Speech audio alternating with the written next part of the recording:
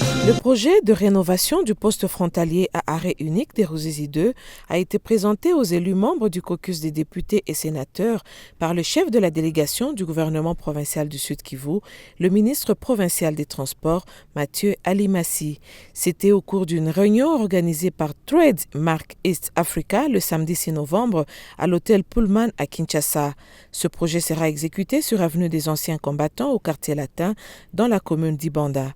Cette réunion a porté essentiellement sur les approches stratégiques pour élever les défis en faveur du projet de rénovation du poste frontalier à arrêt unique des Ruzizi 2. Parmi les défis majeurs à relever figure la difficulté liée à la disponibilité du site de construction qui est occupé par la population qu'il faut exproprier pour utilité publique et l'indemnisation relevée dans le rapport de la commission ad hoc instituée pour appuyer ce projet. Le caucus des élus du Sud-Kivu est resté unanime quant au souci de parvenir à la demande de la République. Quant à lui, est appelé à rendre disponible le terrain pour permettre sa mise en œuvre combien louable.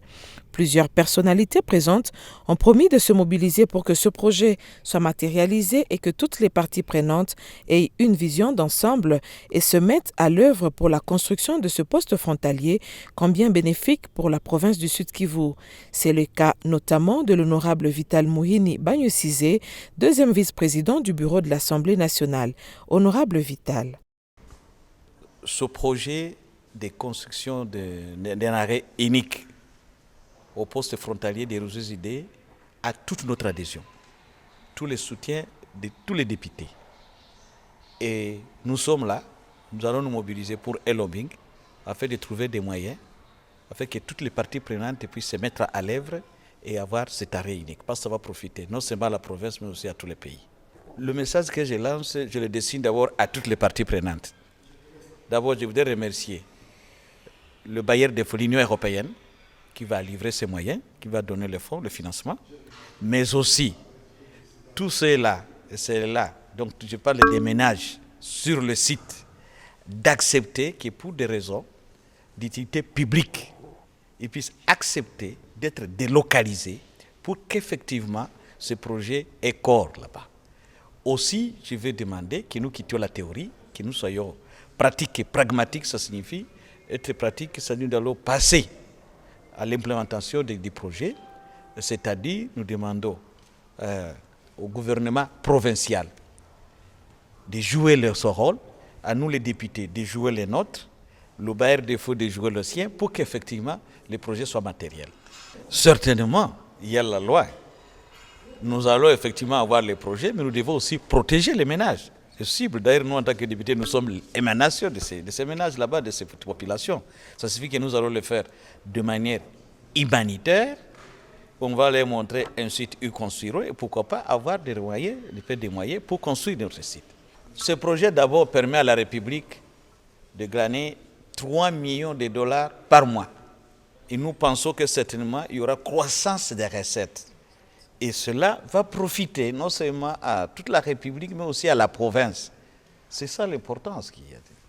Habitué de la sphère du climat des affaires dans les pays voisins de l'Est de l'Afrique et président honoraire de l'AFEC Sud-Kivu, Olive Moudekereza parle des avantages qu'offre un projet intégrateur comme celui-ci. La frontière de la RDC a intérêt d'être réhabilitée. Donc le projet de construire un arrêt unique, l'importance de l'arrêt unique, c'est-à-dire que lorsque vous venez avec vos camions qui quittent la Tanzanie au port Dar es Salaam jusqu'à Bukavu, qui pourra même continuer à l'avenir jusqu'à Kisangani, jusqu'à Kindu, jusqu'à Kalemi, partout, ça passe facilement et rapidement. Vous n'avez pas à faire toute une heure, des heures. Vous savez, on a construit les frontières juste à poser au Burundi, le modèle qu'on a fait avec BAD. On avait 5 minutes pour les formalités. Il y avait tous les services Rwanda, Burundi ensemble. 5 minutes. Maintenant, on est revenu aujourd'hui 1 heure, 2 heures. Quand vous arrivez à la frontière au Rwanda, vous avez au moins 10 minutes, 15 minutes. En RDC, vous avez 1 heure de formalité. Mais si vous avez un arrêt unique, vos camions, vos véhicules, vous passerez dans les 30 minutes, vous terminez les formalités. Ça fait des coûts, c'est des coûts à moins. Et sur l'économie, c'est ça le développement socio-économique. Et nous demandons que la RDC s'implique. Maintenant, on cherche environ 5 600 000 pour indemniser plus de 266 familles 2380 personnes, les amener ailleurs pour permettre à construire un projet de 12 millions. Mais malheureusement, si on n'a pas indemnisé cette population, on n'aura pas fait ce projet, on risque de rater ce projet. Nous demandons au gouvernement de s'investir. Le ministre provincial du Transport et Tourisme, représentant du gouverneur de province à cette réunion, s'est dit satisfait des résultats obtenus. Pour lui, voir la frontière Ruzizi 2 construite est un souci majeur du gouverneur de province Théo Ngouabidje. Nous sommes une délégation de la province du Sud Kivu. Nous sommes venus à Kinshasa, siège des institutions. On a voulu voir les notables de la province du Sud Kivu qui travaillent dans diverses institutions, au Sénat, l'Assemblée nationale ainsi qu'au gouvernement. Voilà notre satisfaction parce que les gens sont venus, ils ont écouté notre appel et ils sont venus en masse. Et puis on a discuté, on a échangé, on a partagé ensemble.